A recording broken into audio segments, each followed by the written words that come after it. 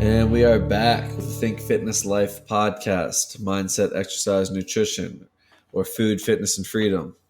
And today we're going to be talking about supplementation.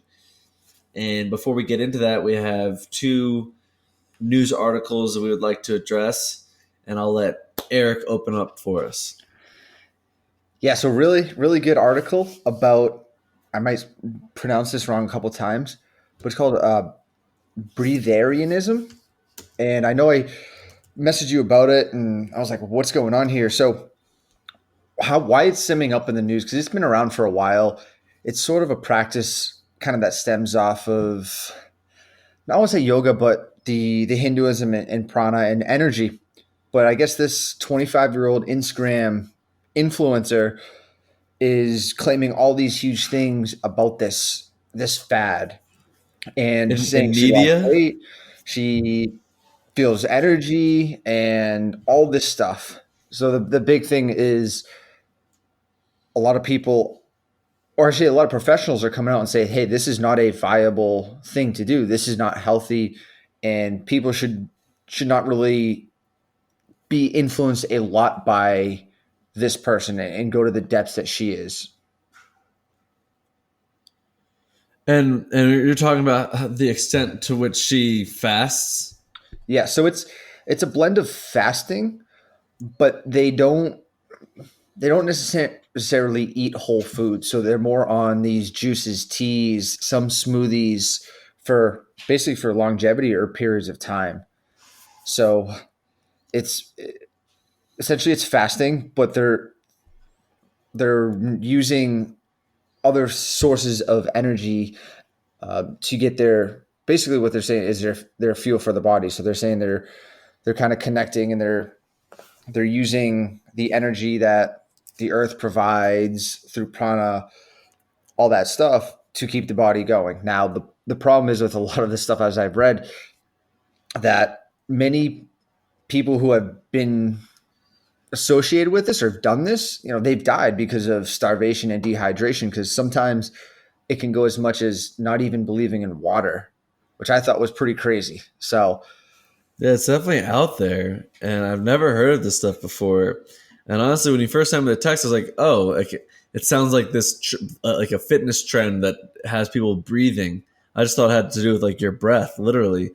But yeah, it's pretty interesting because, I don't think it's. I think it's really ignorant to just like shun away other ideas because they sound crazy. Because in the end of the day, every idea sounds crazy before it's like executed or implemented. They talk about like Tesla. Everyone thought he was crazy, and look where we are today. So it's just, this is something that I would have to look into more. I mean, this is pretty interesting, but I do believe that there's energy fields all around us. They've proven that scientifically.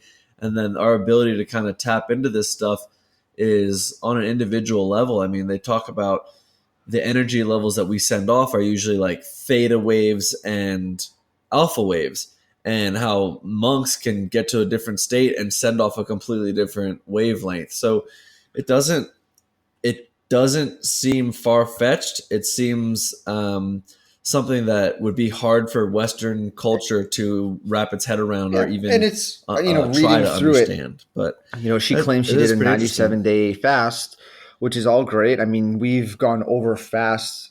Now, obviously, it was under supervision that were a lot longer than that. Right, like the record's like 376 days or something for the record of the longest recorded fast. But then it kept reading, and it says she eats, or she doesn't eat, she drinks smoothies and teas. And so she is getting nutrients from liquids. Their main thing is saying, hey, liquids in this kind of is not overall healthy. I mean, she might find it great because it is a type of fasting that you're doing this consistently. Now, maybe after 97 days, she says, hey, I'm going to go a week or two of eating and then back to it. I don't know. But if you're getting all your nutrients from, let's say, liquids, juices, maybe supplements that she uses, I can't really bash that, because you're still going to get that. Obviously, you're not getting, all the essentials, but your body will, we've gone over it, it's going to still figure out how to survive and take other molecules and create glucose or create fat or proteins that it needs. So, in all sense, it sounds kind of crazy, but if you kind of break it down, I mean, this can work for some people. But work for what? In what regards? Like, I mean, who would need to do that necessarily, or who? I mean, it just seems like it doesn't seem like a lifestyle thing, unless I don't know, unless it was like your beliefs, unless it was your philosophy. But you know, Correct. And I think it's fasting built 97 into that. days every year, I don't think would be good on your body. That would be so much No. stress. Yeah. Right.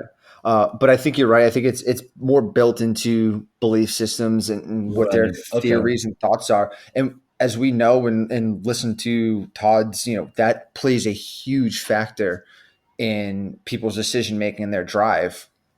Yeah, and I think it is because as I'm reading through here, there's a lot of prominent influencers in breatharianism, and then it goes on to talk about how critics would like view them eating a McDonald's or walking out of a 7-Eleven, and it's like, well, yeah, like they're not Yeah. fasting their whole life. They're talking Right. about kind of, I guess, kind of the balance of things like that. Um, but yeah, it's pretty interesting. Well, the next piece I want to talk about was these Beyond Meat burgers that have been coming out. And the article is just about how it literally says, "Are Beyond Meat's plant based burgers healthier than red meat?" Dietitians weigh in and say no. I think it's important for people to understand a couple things. Meat is vilified when it is um, uh, treated unhumanely, right?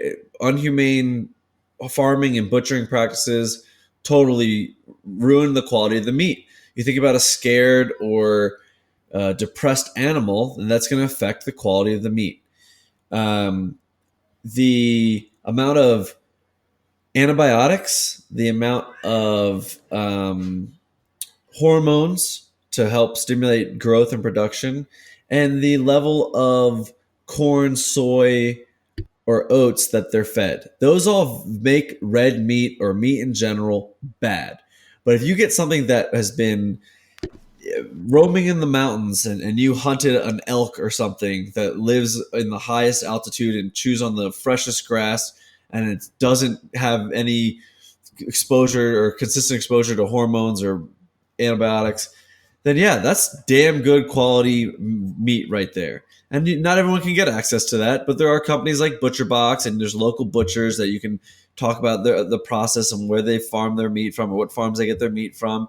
And you can start to mitigate some of those negative effects. It becomes bad also in the dose. When you have meat every single day, and red meat in particular is definitely linked to higher cholesterol levels and heart disease. But when you have red meat every single day, you're activating an mTOR pathway. And what mTOR does is stimulate growth to all cells. And with our typical Westerner diet, we over consume starches. And when your mTOR is activated, all flips are switched to push extra sugars into cells, including precancerous cells and bacterial cells that are harmful to the body. So by eating meat products or animal-based proteins every single day, you're also stimulating the growth of bad cells or harmful cells as well as your good beneficial cells in your body. So the point of that is to say you want to go through periods of growth, you want to go through periods of regression to starve out those cancerous cells. Now back to the plant side of things. Yeah, sure, you're doing something great by having a veggie burger, but it even talks about it in the article. It goes on to say how processed these burgers are. They put soy protein isolates, pea protein isolates. First of all, a lot of times with these isolates, you're missing out on a lot of precursors and other amino acids that couple with the protein to aid in digestion. So you're not getting the most absorption because it's not a natural form of it that your body has to recognize. Then soy. soy is highly controversial because of the way it's produced and can end up being an omega 6 fatty acid, highly inflammatory, highly damaging to the gut. And and again, it's processed. So it's like if you want to make a veggie burger at home with natural, or not natural, I shouldn't even say that, but just more organic produce, sure, because that's less processing in the way that you're manufacturing your veggie burger. But here's the bottom line, people: do you really need an excuse to eat your vegetables, or are you trying to get the joy of eating meat without eating meat? Because here's how you really should do it, in my opinion. Right? Instead of tiptoeing around the bush and not really getting what I want, but also causing damage, I'm gonna eat my vegetables. I'm gonna exercise. I'm gonna have a day where I fast a little bit here and there. I'm gonna eat my meals in 8-hour windows, and I'm gonna enjoy a nice, juicy, grass finished steak once a week, or once every other week, or once a month. But it blows my mind sometimes at people trying to uh, um, really dance around things, and they lose sight of the bigger picture. It's like, well, are you trying to make an excuse to eat your vegetables? Like, just put a blindfold on and put some salt on it, or some balsamic vinegar and olive oil, right? Or if you really need to eat a burger like substance, then I think you're missing the boat here. Just cut down on the amount of burgers that you have and make sure they're good quality. Right. And another thing, the I was looking up the ingredients. One big thing I know you mentioned with the soy is a lot of them have canola oil or sunflower oil. So if you're taking this natural grass-fed whole, with all these omega-3s in it, and you're just going to say, no, I'm not going to eat that and consume something with a bunch of omega-6s, that's not helping our system. So just like the soy, people have to realize there's different aspects of fats and what they're going to do.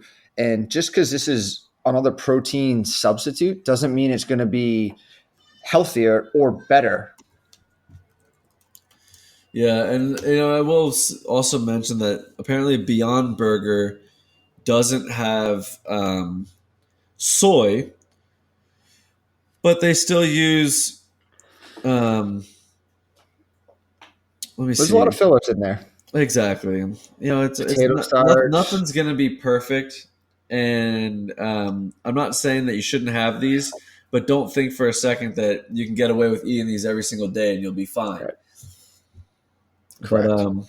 but yeah, even in the article, it goes on to talk how they talked to 3 dietitians, and all 3 dietitians weighed in and um, said no, that they should be trying to incorporate more whole foods rather than processed foods into their meals.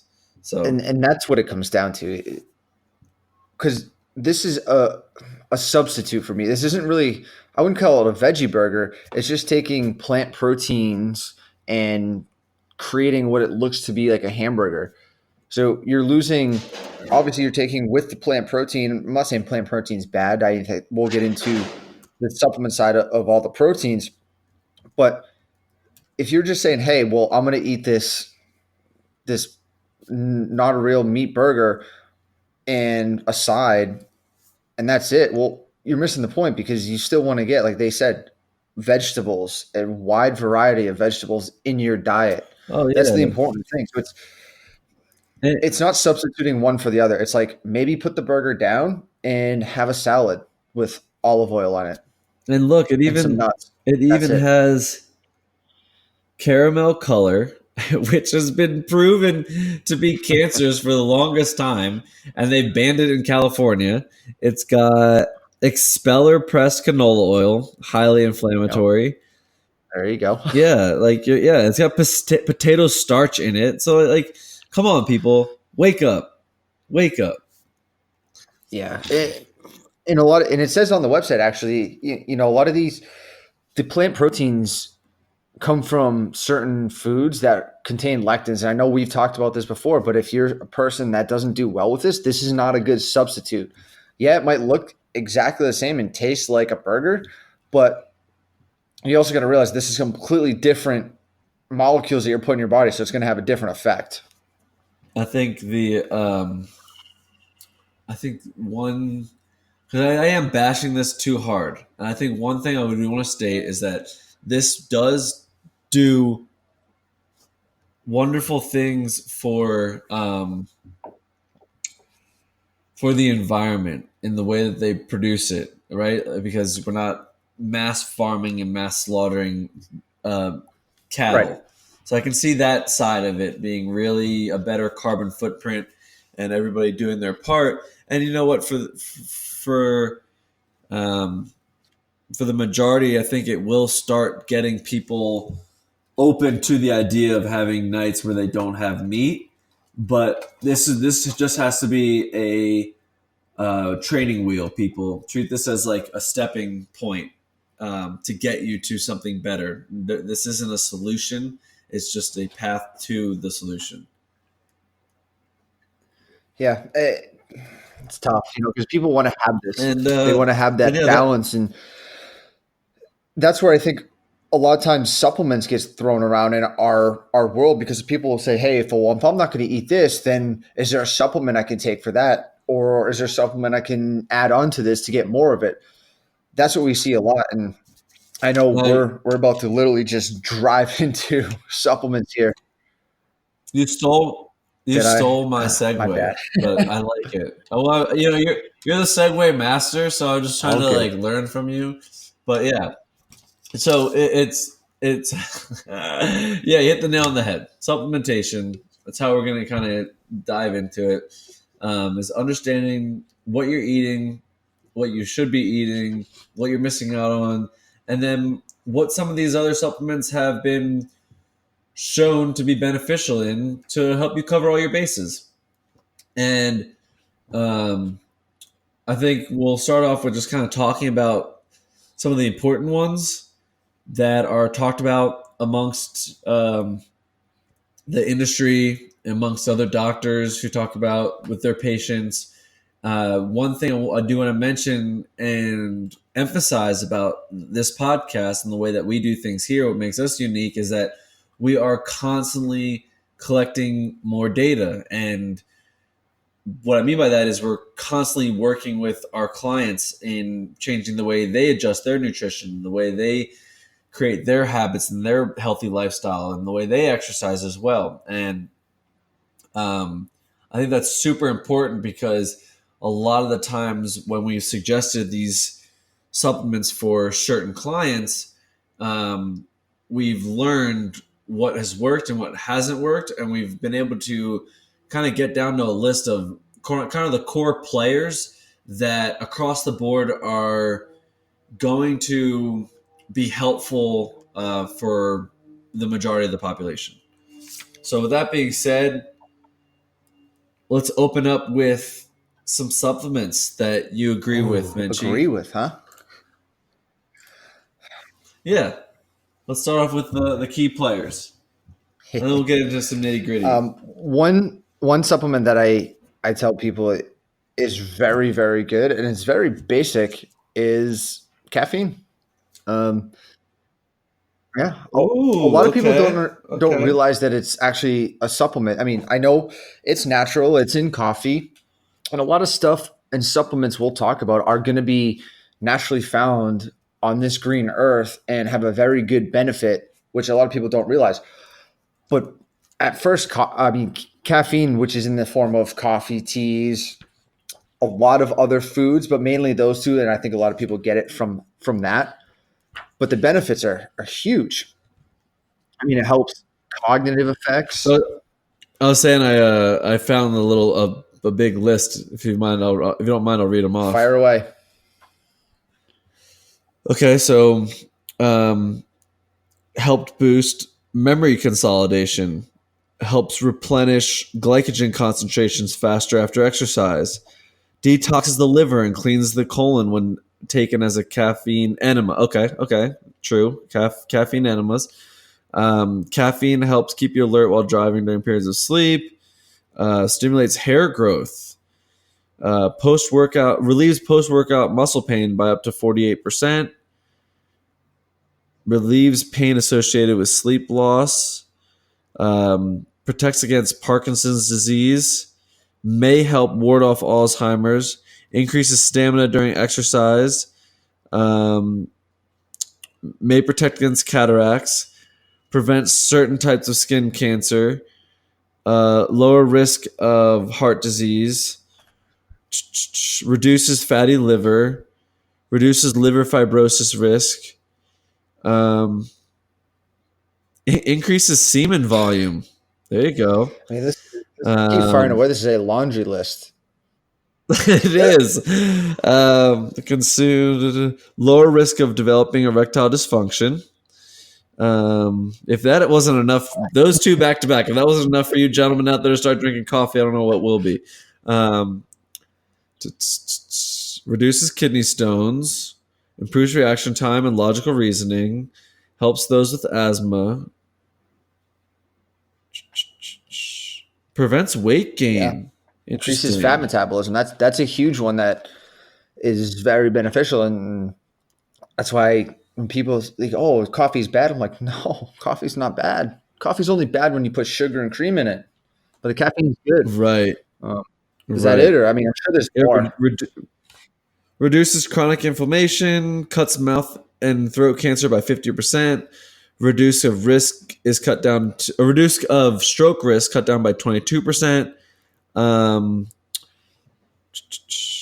Heart rhythm disturbance hospitalizations decrease with coffee drinkers. Coffee decreases the risk of type 2 diabetes. And let's see. Yeah, I mean, the rest of them just say that there's studies out of Greece and France that just say they may increase longevity and heart health.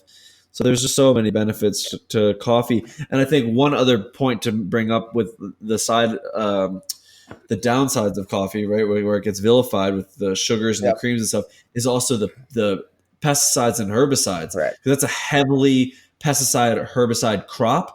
So that's one you definitely want to make sure that you purchase organically. Yeah, that's a huge one, and once I kind of figured that one out too, I switched right over. So for people listening to me, if you're there, consider like a Dunkin' Donuts, Starbucks. Try finding or going to your local Whole Foods or organic section and find some better organic coffee, because that will play a huge role. But the research finding on caffeine is just, it has clear benefits. So to say that's one of my number one supplements that I use is got to be right up there. And I take it in the form of obviously organic coffee, multiple arrays of coffee. You can find caffeine in pills at a local drugstore or vitamin shop or GNC, but they're very, very benefit. Yeah, it's funny because that wasn't even on my list. And I have like 1, 2, 3, 4. I have like 3 or 4 more other ones that I wanted to list off, and that one wasn't on there. But it's definitely a huge and important supplement that I overlook because I do it Monday through Friday every morning. Yeah, and we just don't see it as a supplement. I think a lot of people see supplements as, oh, it's got to be powdered in a plastic tub. Not the case. Not the case at all. Yeah. But what would your number one Vitamin supplement D. be? Ooh, Vitamin D. Elaborate on us. Vitamin D can do all the things we just talked about pretty much. It can help lower your blood pressure, help reduce the risk of diabetes, help lower your chances of heart attacks, rheumatoid arthritis, multiple sclerosis. It helps prevent against autoimmune deficiencies. It helps serotonin production, and it has been recently categorized as a hormone amongst the medical community. Yes. Yeah, I mean, we could probably find another rap sheet of benefits for vitamin D, but I think that's a really major one because of the way that vitamin D reduces depression, fights disease, boosts weight loss, and how common it is to be deficient in vitamin D because of just the fact that we've developed and we've evolved into making boxes and getting out of the sun as much as possible. And it's just important to recognize that, because seasonal affective disorder is huge in areas that they don't get much sunlight. And people definitely want to try to take vitamin D supplements. And the last thing I want to say about vitamin D is it is a miracle drug, because there's a doctor I listened to his podcast, Dr. Stephen Gundry, and he has a plant paradox and a longevity paradox book. And he was talking about in one of his episodes about how when he's really sick, he'll take anywhere from 150,000 to 300,000 international units of vitamin D. And granted, you can get vitamin D toxicity if you take over like 40,000 international units every day. But when I first stopped my medication for ulcerative colitis, I started doing that. I took 150,000 international units of vitamin D every day for 2 weeks, and I was cleared up. My immune system was through the roof, fighting off everything, and I went from having a little bit of blood to no blood in my stools, and I felt like a rock star. My mood was elevated, and it was just like a little kickstart that I needed to get my body back on track so I could go on what's called a drug holiday, and my body kind of pick up where it needs to, and figured everything out on its own. So for anyone who maybe lacks energy certain days, or they have some tiredness here and there, or irregular aches and pains, or a general sense of just not feeling their best, or even severe pains or severe issues, I would totally look at vitamin D and monitor it with your doctor. If you have some serious issues going on and you want to use it as a way to kind of boost your immune system. But they even have it for vets. You go in, if your dog has certain issues, they'll do a little booster to boost their vitamin D, or they'll do like a B12 booster to help their vitamin D production to help their immune system. So it totally makes sense for me if you're just trying to give fuel to your immune system to help, keep your body healthy. Now, for that, do you do the under the tongue spray? Do you do the liquid pill form? I know there's vast amount of forms to get vitamin. And when people see it out on the shelves, it's going to be in the form of vitamin D3. That's the one a lot of people are going to see. But how do you take it? I like the Now brand, because they're just really good company. I've always been buying from them, and I take it in the little capsule, the gel capsule forms. Yep. And then I also take it with K2. Now, I don't have enough information to responsibly suggest to people about K2 yet, but I read a couple articles on how the molecules work with each other for absorption and bioavailability. And K2 can be found in conjunction with D3 when you're buying your D3.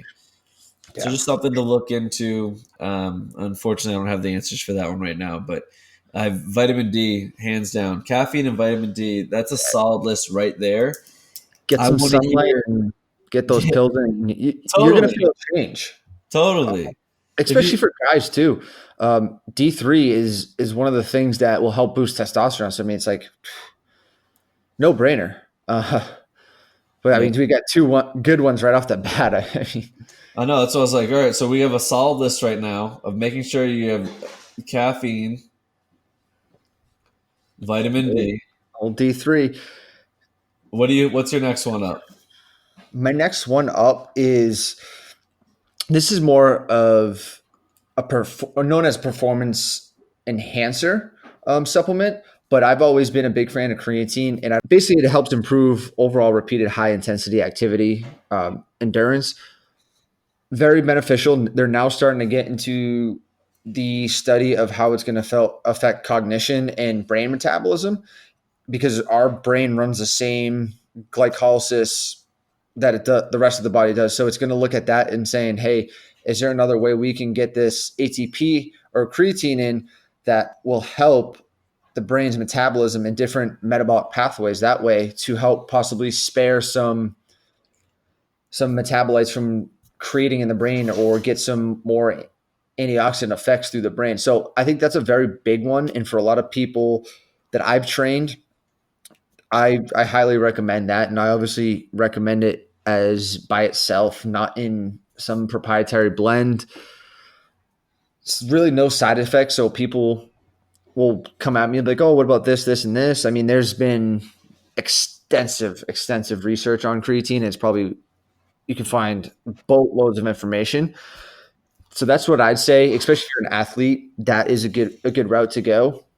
But not too much on it. Obviously, I want to kind of get back into the realm of more of these, like, okay, what are these everyday things? But that is one that I think people hear of and they think it's more of a steroid rather than this supplement that just works at a molecular level. Crucial performance supplement.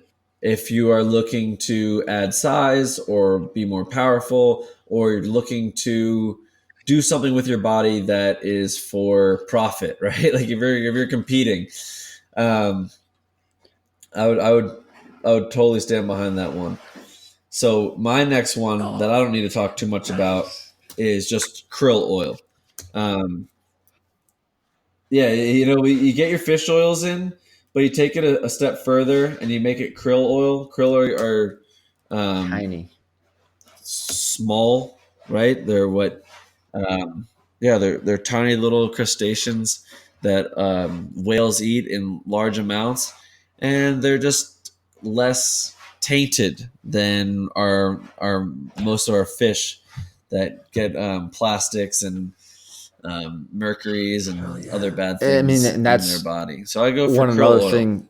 I think I had that one on my list, but not as krill oil, but I had omega-3 fatty acids because what I'm saying is that's Yeah, on my it's list it's too, is basically high the same importance thing. It's just because just like vitamin D, people have a deficiency in certain vitamins, and omega 3s is one of them.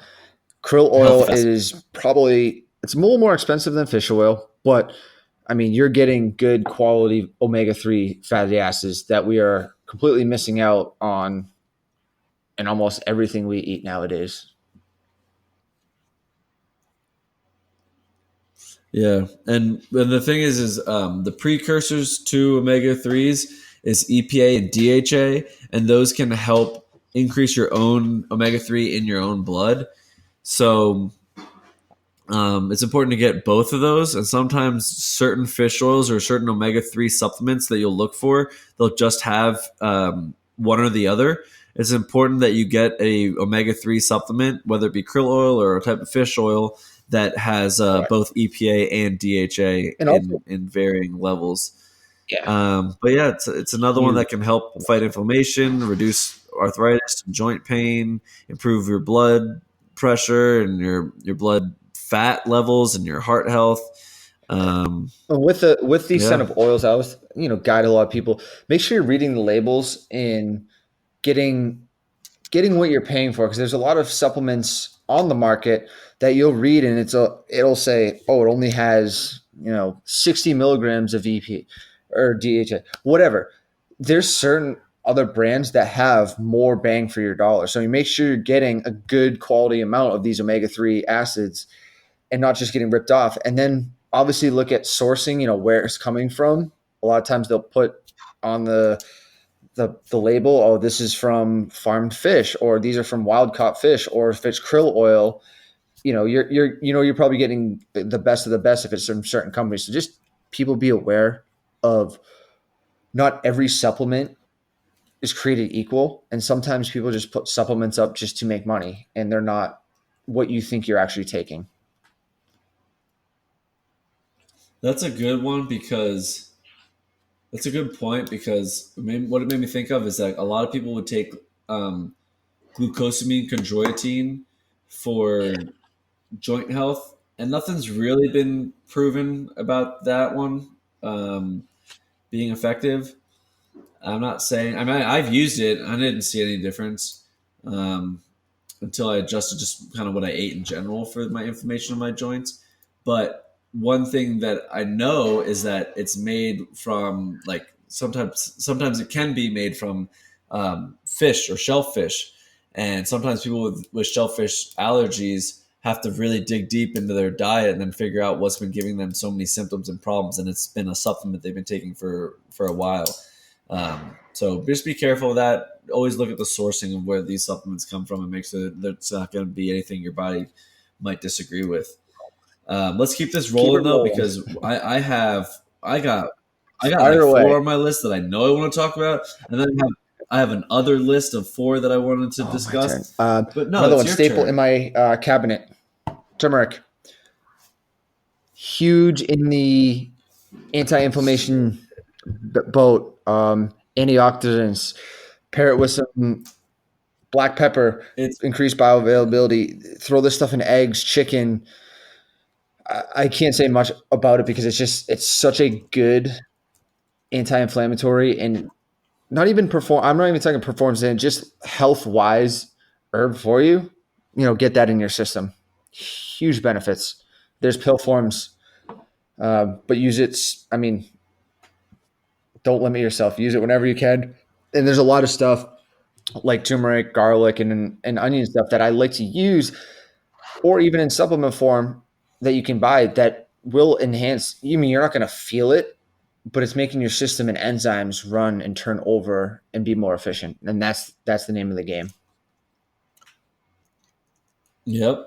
And another really important piece too is kind of actually goes with DHA also, but it's an anti-inflammatory, and it's one of the only ones, turmeric and DHA, that can cross through the blood-brain barrier, which is huge because when your brain's working, it builds up these amylase and all these plaques, and if you're not getting adequate sleep and cleaning that out regularly, then you will need to make sure you have some type of supplementation of an omega-3 fatty acid with DHA and EPA and even turmeric, because these are going to go through the blood-brain barrier to help with inflammation specifically in your brain and help prevent Alzheimer's and neurodegeneration.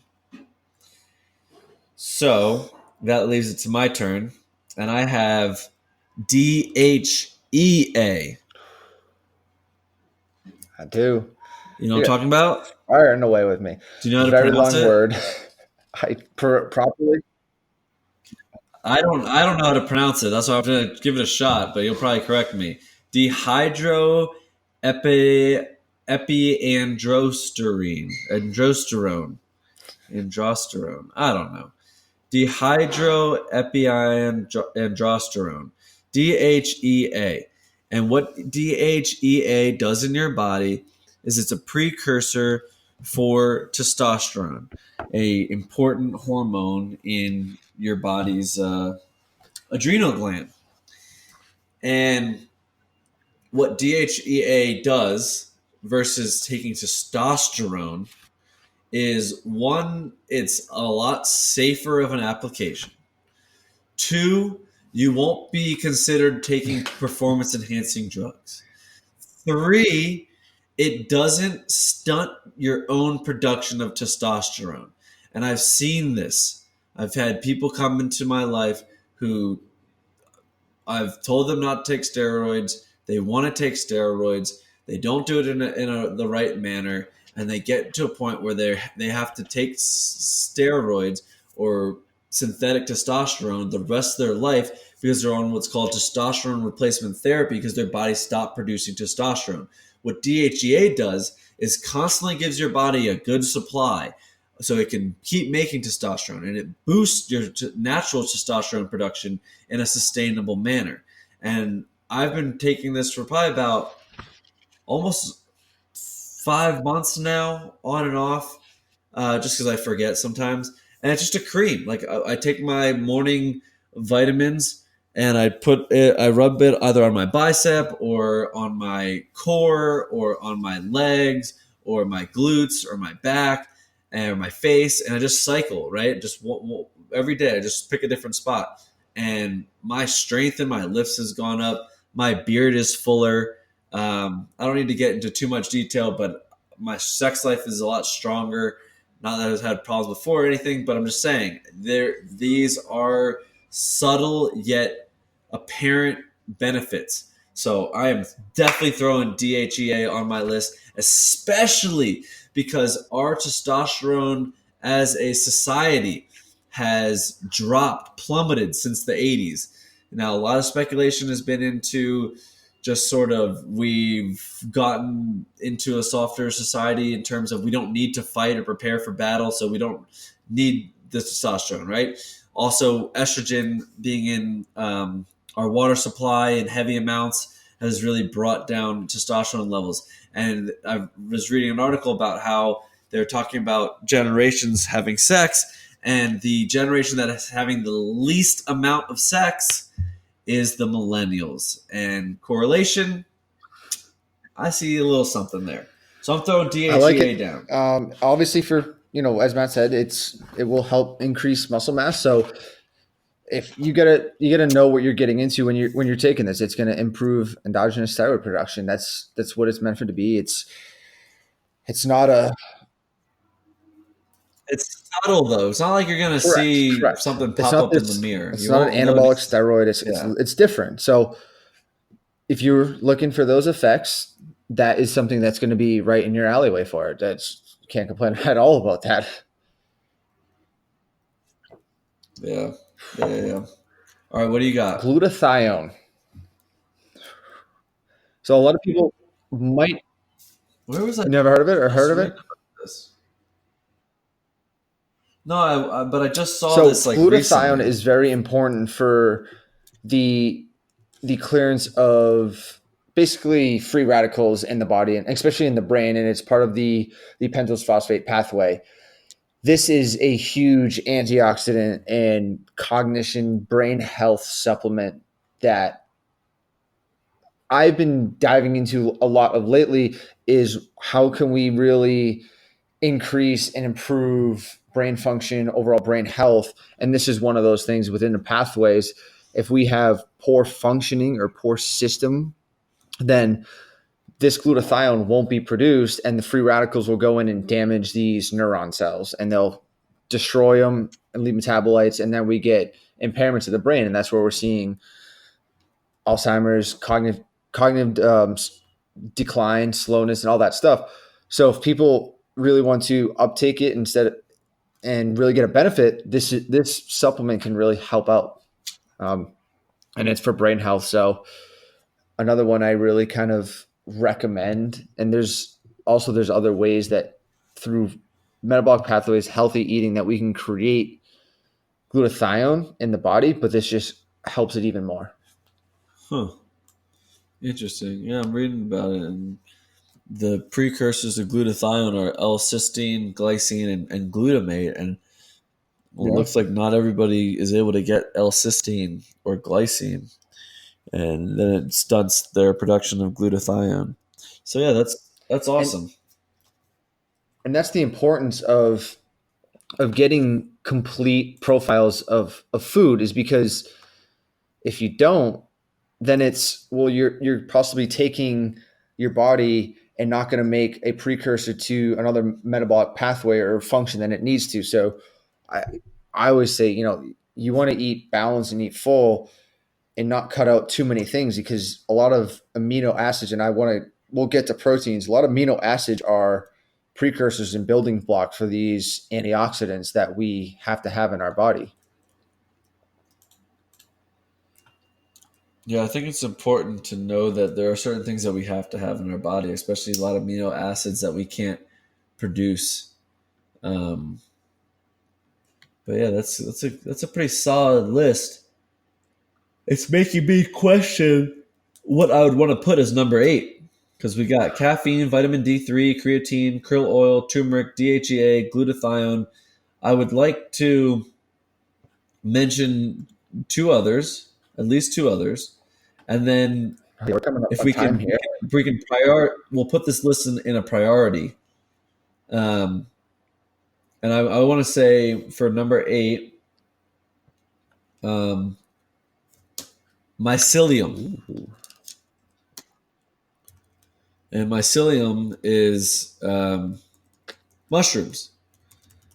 And I first learned about mushrooms from Paul Stamets and Joe Rogan. And it was a 3-hour podcast, and Paul Stamets goes in depth about the benefits of mycelium cultures and the different types of mushrooms.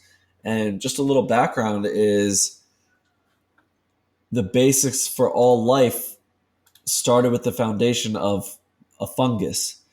And the oldest living organism on this planet is a mycelium culture in one of the oldest forests in the world, the Redwood Forest in Washington. Um, so there's a Stamets 7 that he does, and it's a blend of kind of the most beneficial mushrooms, cordyceps, lion's mane, stuff like that. And for what it's worth, I like to supplement these because they're like $50 for a 30-day supply, and I like to do it. I would say probably 1 month out of the year, just to make sure I cover all my bases. Along with fasting, along with calorie restriction, along with sauna, along with exercise, along with no protein days, high vegetable days, stuff like that. It's just another tool to add to your tool belt and your routine. So I'm just going to make it a broad category and just say mushrooms. And what's funny is I didn't even read the article, but it popped up on my news feed that said that, mushrooms could be the key ingredient to what you're missing in your diet. And there's just so many scientific case studies proving the benefit of mushrooms in fighting against inflammation and reversing some of the aging or damage on the cellular level. So it's pretty fascinating stuff. I mean, one study that I can remember off the top of my head was just how they induced Parkinson's and Alzheimer's in these rats that had already knew the maze on how to get to their food, and they did it in record time. And then once they induced Parkinson's, Alzheimer's, and just neurodegenerative diseases, they would start to be really slow. Some of them wouldn't even make it to the food at all. And then they started implementing these mushrooms, specifically the lion's mane for this particular study. And they found their routes again and got back to their times. And upon slicing open the brains, they saw that the pathways they weren't damaged. They were regrown and recreated. So it's really fascinating when you think about aging and as like this thing that we have to just try to slow down the whole time, but actually there are ways that we can reverse aging on the cellular level. So I think it's super important, and that's pretty much. I mean, no, you kind of got my last one. Do you have anything else? I know we're kind of on the very similar page. So I use Four Sigmatics mushroom blend. I put it in my coffee, my smoothies. Same thing. It is, man. The whole line of the thought of this nootropics and all that stuff is super powerful. So I tell people, get that in, and right then and there, I want to how to get these in together and not like, oh, I got to take a line of things. Like, no, I put my Four Sigmatic mushroom blend in my coffee, in my smoothies. I'll mix it all together. So I'm basically creating this super supplement cocktail of coffee right in the morning, and bam, there I go. Or this smoothie with everything in it, give me that health benefits. And I think that's huge. So people aren't like, oh, I got to buy this, this, and this, and this, and take it all differently. No. Yeah. No, you set yourself up for success to be able to just take it frequently, because a lot of this stuff, it just, you have to take it consistently for a period of time for your body to really take hold of the systems and processes in place and I highly recommend the control of the results. What you're just saying with the mushrooms and all that stuff is find a good brand, get that stuff. You'll notice a difference, but it's going to be subtle. Stick with it. Trust the process. I mean, these things are highly beneficial for our body. For me, I know that in my family, we all kind of have word searching issues, and it'll be funny. It'll be like a really basic word, but it'll stop you in a sentence for like 15 seconds. And for me, that was what I noticed, was just having like, I don't really have those sticking points ever. And it just seems like I'm a little bit clearer because I just would be smooth kind of through my talk. And, not every single day, obviously, the days I'm still tired and stuff like that. But yeah, I think that's a really important supplement. There are plenty other supplements out there, but I think the important thing to understand about this industry and supplements in general is they're just that. They're supplements. I mean, even the gym is technically a supplement up until oh man, I just forgot his name. But up until it was really made popular, people were just getting enough physical activity outside, and with the way that they were living and the way that they were eating, they didn't need to have a gym. But the gym is definitely a supplement, and with the same stuff too. Like, you don't need all this stuff. These are just supplements that could be beneficial if you're not getting this stuff on a natural basis. Like, if you live in Hawaii and you're outside all day, You're pretty yeah, I good. wouldn't I wouldn't say that you're vitamin D deficient. Um, yeah, and if you live in Peru and you're chewing on coca leaves, then yeah, you're probably getting your cocaine benefits in, or cocaine caffeine benefits in. But there's also Yeah. plenty of countries that chew on the coffee bean as well. So it's just it's important to remember that these are supplements, these are training wheels. This isn't something that you should look to as a crutch to I'll just eat McDonald's and No. I'll eat my shit and I'll have my cookies because I take my supplements, right? They're supposed to be benefiting the fact that you're trying to be better and eat right and have a healthy lifestyle and feel great and have a great mood and be consistent with all that stuff. And I think the last thing I want to say is we should boil this down into a priority list. So we have 8 supplements right now. We have caffeine, vitamin D3, creatine, krill oil, turmeric, DHEA, glutathione, and mushrooms or mycelium cultures. And I think Eric Oof. and I should put these into a little priority list here in terms of importance for the majority of people Put it that in way, I'd say the D3, world. number one. If it was a I'll little agree with you. different, if you were saying like, "Hey, what do you think is better for as a supplement or your go-to?" I probably would pick different. But if it's we're kind of getting the world involved, I think very much D3 is huge, and just in this country alone, like we got to have it. That's a huge precursor, a huge Yeah, maybe we should just stick with just this country, because if I'm starting to think now, I'm like, there's gonna be way more countries and people who are outside more and getting correct. But I vitamin mean, D. I would say more or less if living in this newer age of not enough physical activity, more processed food, poor health, I think we can say probably, hey, vitamin D is going to be on my list of number one. But I All right, will agree with let's you on go that. with Like, it. there's certain parts of the world that they're probably levels are fine. True. All right, so let's go to the We'll say next this one. country. So you you say yeah, you said D3. I'm gonna go with krill oil, Yeah, on board with it. or omega threes. So krill oil slash omega One and two are threes. going to help each other out. Got to have them. Got to be there. Totally. All right, what's your next one? I would say the next one would be from a health standpoint in longevity. I would go with the mushrooms, the mushroom blends. I mean, that is going to be such a super. See, I would say caffeine. Yeah, I mean, with that list, I mean, it's tough.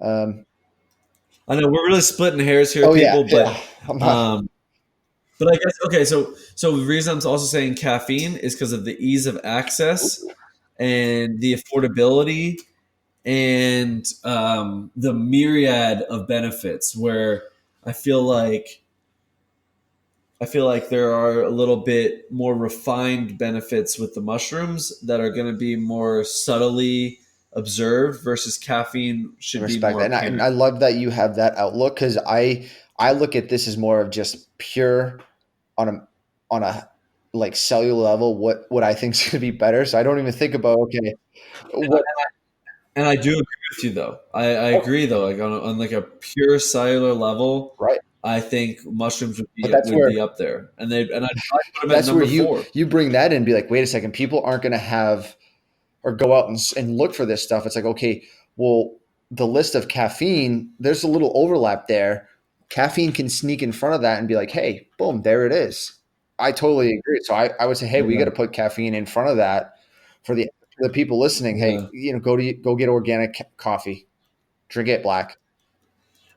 And, and I would put those as my top three. Like top three priorities: D3, krill oil, Oh, caffeine. And then if I'm going to the next three important ones, I would start off with mushrooms right off the bat. correct. You Absolutely. I'd agree? put them right there. All right. What do you have an idea for the one after that? What's left on our list? Glutathione. Creatine, turmeric, DHEA, I would say glutathione. turmeric. Um, Similar to what you said with caffeine is this is going to be readily available at supermarkets, vitamin shops, GNCs. People can get their hands on it. They can use it. They don't have to take it as a pill form. They can use it in cooking and get that in there. That's what I'd say. What do you think? Yeah, no. Oh, so I'm stuck on the fence because I was going to say DHEA, but the reason I'm agreeing with you is because the benefits, or excuse me, the pitfalls from having high levels of inflammation in the brain are going to outweigh the pitfalls from having lower testosterone. Because you could have normal testosterone levels, and DHA is just going to help boost a little bit, or you could have pretty optimal, even a little bit lower testosterone levels, but function just fine, and DHA is just going to help elevate that. Whereas turmeric is going to help mitigate any damage that's going on in your brain, and if the computer in your car doesn't work, the rest of the mechanicals can't work. So I'm going to go with turmeric, Hey, mushrooms, it's crazy. and It's like, turmeric. okay, I see one, and then you see the other one. It's like, what do we want to attack? Inflammation, or do we want to attack a different precursor or enzyme? Which is, you know, I'm sure there's other people out there that you can go back and forth, and this is how I view a lot of the stuff. First is what can I go after inflammation and probably brain health and regulate that first, and then come down and work at a different level. Just as importance for me at least, or my hierarchy of okay, how can we get that thrown in there? What do we got next? Yeah, it's it's funny because I think the top three are kind of the most important, and the rest are really tough to kind of Oh yeah, prioritize. I think they all have their place, and I'm almost looking at this list now as kind of like necessity versus like oh yeah, luxury like a almost. But like a hierarchy. Like um, these absolutely first, and it's like if you can these, and yeah, then at the end. So at the end, this is where I'd put my like DHEA and creatine is like you. These aren't go out and buy these. These are like these will help. And then obviously like the top one's yeah. like, hey, you gotta get out in the sun. You gotta get some, you know, good fish or krill oil in. You gotta get all that stuff in. So I would honestly go DHEA, then creatine, And then glutathione. Yeah. and then Yeah. glutathione. But that's also because I don't know enough about glutathione That's either right all I now. mean, it's not one where I'd say it's gonna be on the top tier. So with that, obviously if you're eating a healthy diet, getting vitamin D, getting omega-3s, getting enough protein in, your body's gonna efficiently turn over and create glutathione in the body. And that's what we want it to do.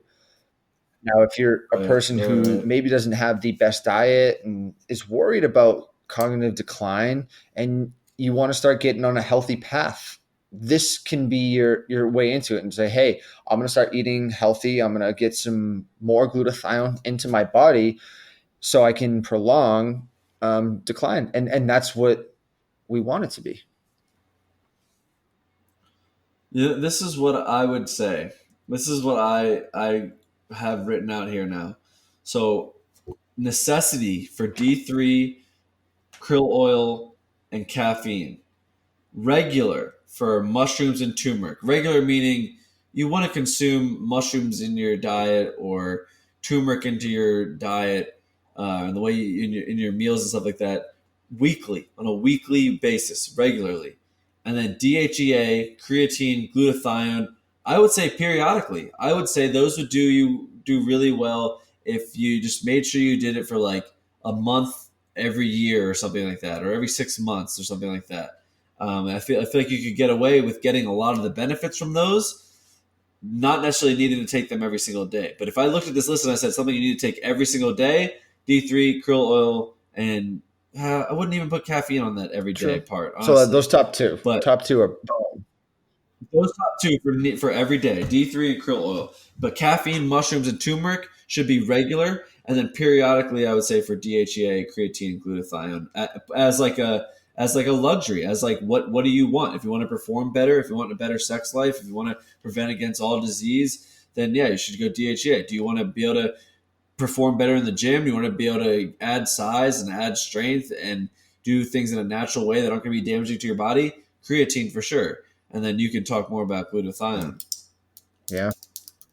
So I think that's a good way to put it. Is necessity 1 and 2, D3 krill oil, regular caffeine, mushrooms, turmeric, periodically DHEA, creatine, glutathione. Those are your luxuries. Yeah. Boom! We just crushed supplements. Like a fraction of what's out Um, there. But I know. Well, yeah, that's the thing. Is there's so much and right. bullshit out there. Everyone wants to sell you the next supplement. You know why? Because it's such a easy industry to make money in. There's really low overhead and there's really high Totally. profit margins. So everyone who gets in this industry is usually a business major, right? Or a nutrition major, a scientist who Yeah. wants to make a lot of money. Not someone who actually cares about people's health. Because people who care about people's health aren't going to promote shit that they need to put in their body every single day. Because what we like to promote here is you got everything you need. You just need to be able to tap into it. But necessity wise, because of the lack of things that we get on a regular basis, because of where we are at in modern society, D3 and krill oil. And we're not telling you that because we benefit from those in any single way. We're telling you that because you're going to benefit from Yeah, I think those. that's the most important. Knowing that this is deficiency. These are priority. Most of the rest of the stuff is probably some, I'm not going to say it's bad. It's probably this, like you said, some, hey, buy this, you're going to feel great. It's like, yeah, you can benefit from this stuff, but put the other stuff in order first. Then you can go do the other stuff. Yep, totally, Always, always totally. cautious of what you're So looking at on a supplement label. That's all I tell people. that wraps up this week's episode on supplementation. And stay tuned if you'd like to hear some of the after hours. What was on your list that you didn't get to? No, I only picked a couple because I didn't want to pick a bunch and try to confuse a lot of people. So I literally had glutathione. Obviously, you got the mushrooms, which is totally fine. Creatine. What did I say first? Caffeine. Sort of the other stuff that people really don't don't necessarily think of, because when you say supplements, people are like, oh, you take protein powder, and I didn't want to say protein powder. And there's a lot of me that just, protein is good, BCAAs, essential amino acids, it's all good stuff. But at what point are you kind of just wasting your money on stuff? You know, you do. I tell people Totally. you do need I, protein. I'm glad we didn't talk about. I'm glad we didn't No, talk about we've done it protein before, supplements. and I want people to know you need to have amino acids in your diet. I think this anti protein culture can be very bad. not that it's saying that, oh, don't you don't have to eat protein. And there's protein in everything we eat. With a wide variety, you get a lot of protein profile. But basically, that's what makes our DNA and RNA. Like you have to have amino acids that bind together. Um, but when people ask me like, Yeah. "Oh, should I get a protein supplement?" It's like, no, no. You can just eat better food, quality food, grass fed beef, smaller fish, Yeah. No, anchovies, sardines, and then if fruits and vegetables. More vegetables, a little less fruit, and then yeah. get some nuts and get some good stuff in. Yep. And a lot of people don't realize too that we actually recycle about 20% of our proteins throughout from day to day.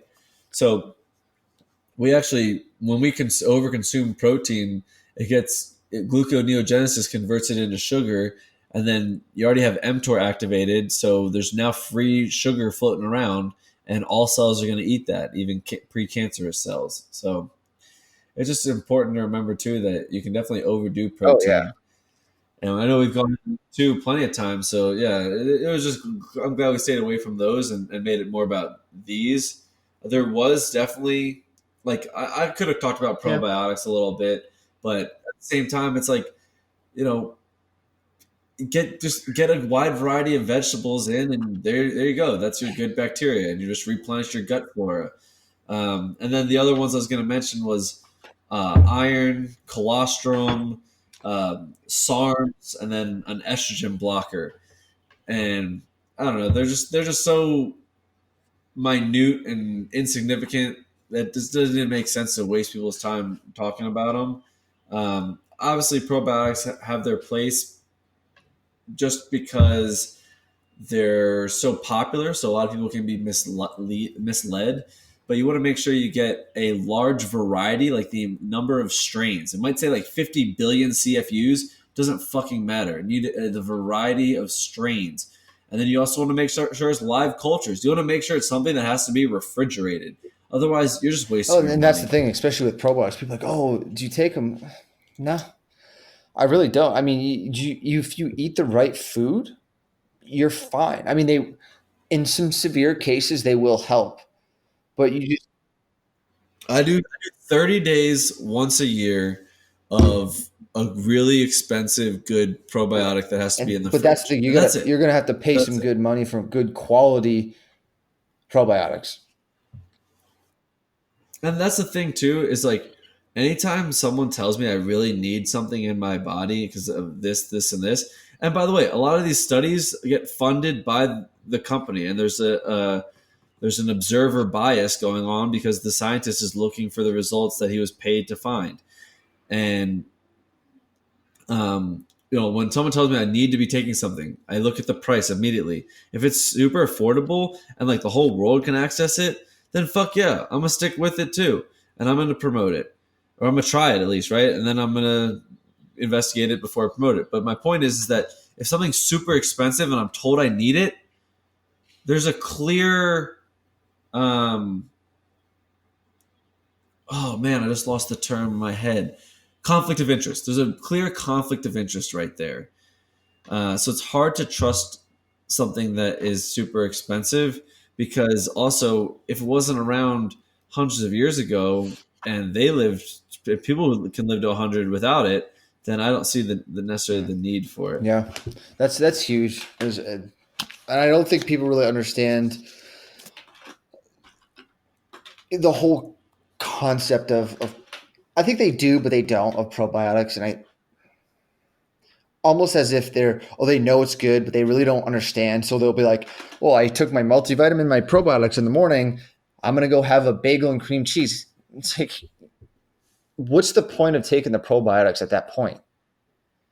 Because the whole point is to help your good gut bacteria. But as soon as you put in some not great food, it's like it's an army, and then you're going to feed the bad gut bacteria, and it's like you just wasting time and money. So with people who are really obviously if they're really invested in probiotics, you got to clean up your diet first. You can't. It's not I'm taking this that cuts out this or eliminates and it lets me eat these foods.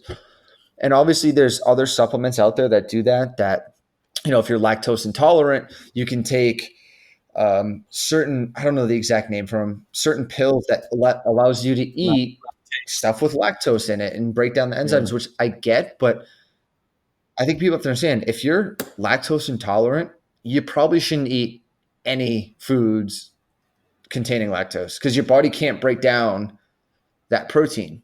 So it doesn't have the correct enzymes. And Well, that's why the supplement right, is literally the enzyme.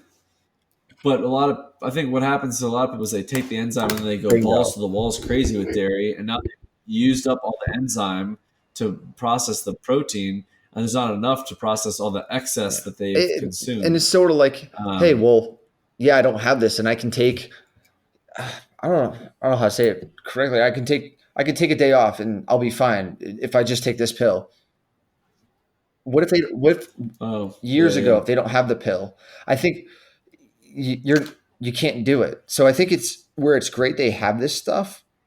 It's not actually helping people be healthier or understand the mechanisms. It's It's just beating a saying, crutch. You're right. It's like allowing them to keep having and like training there's some wheels up. people, and I have some clients that I've told them, they're like, hey, I've done all this stuff and I'll go back to eating certain foods and I get like my stomach hurts. And I'm saying, and she's like, well, how come other people aren't like me? I'll say, you might have a different reaction to, I mean, one of them was gluten, and the other one was like, hey, you could have a interesting reaction to lectins, or even could be like the source of where you're getting it from, because we've created this new system of better bacteria that if you try to go balls to the wall, there's going to be some serious consequences. Well, and another important thing too is when you're taking these supplements, you're helping add more of the good bacteria to your flora. But if you're not giving them nutrients, they're just gonna die off. So you're right. Like if you keep a shitty diet and you add good gut bacteria to your system, it doesn't matter because the bad gut bacteria that wants sugars and starches and um, all the yummy stuff is actually hijacking your vagus nerve, which sends signals to your brain for hunger, and it's going to get what it wants. It's not going to necessarily send signals for vegetables. It's going to send signals for, again, the garbage that's going to help kill off the good bacteria that you're taking these expensive supplements to build. So to put it in perspective, to eat cleanly in a manner that helps plenish the good gut flora, or the good gut bacteria, excuse me, um, you have to, again, strengthen. You're like starting a little seed, and then you have to build it up, and then let it multiply. And you're building this process up. And after someone takes antibiotics, it takes them up to 6 months before the gut is able to come back to its balance in bacteria in its population. So just to put it in perspective there, if you're having issues dietarily, or if you're just having issues with weight loss, or whatever you're trying to get better at, stronger, feel better, look better, um, it's going to go a long way to eat cleanly for a good 90 days. And that's going to make a huge benefit to just the way your whole body responds to anything you It's eat or any tough. It stressors is that are tough. put on the system. But Yeah. well, bottom line is try not to get sold out there, and then think about what your habits are, and think about what you can changes you can make first, and then what you need to supplement in that you're not getting. I think that wraps us up.